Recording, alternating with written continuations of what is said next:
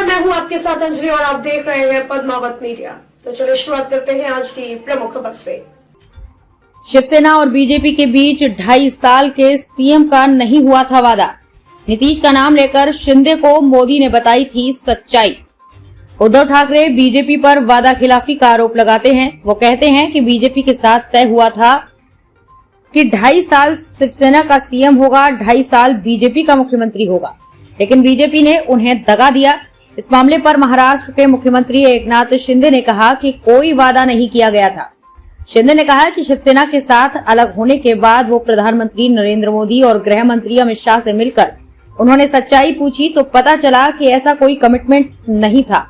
एकनाथ शिंदे ने कहा, मैंने सच्चाई पूछी कि क्या है, तो पीएम ने कहा कि अगर हम बिहार में नीतीश को कम नंबर के बाद भी उन्हें सीएम बना सकते हैं तो शिवसेना के तो 100 से ज्यादा थे और हमारे 50 से कम। अगर हम कोई कमिटमेंट करते तो उसे पूरा जरूर करते।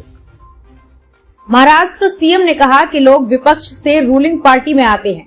दुनिया में कभी ऐसा नहीं सुना होगा कि रूलिंग से कभी कोई विपक्ष में आता हो, लेकिन हमारी पूर्व पार्टी की विचारधारा मैच नहीं कर रही थी। हम लोगों ने किसी को उतारने या उठाने के लिए कदम नहीं उठाया, सिर्फ जनता के सम्मान के लिए ऐसा करना पड़ा।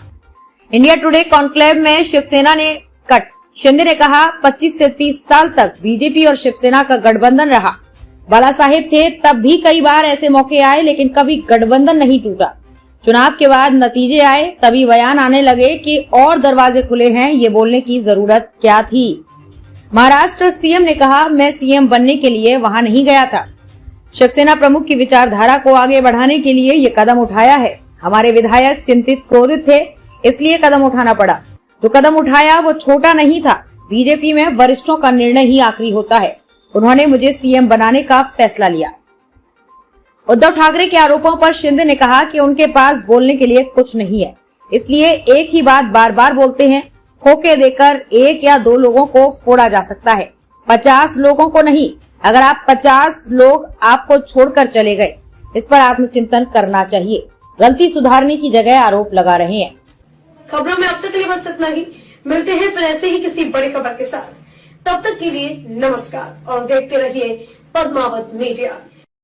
ना रिश्वत लेंगे, ना रिश्वत देंगे।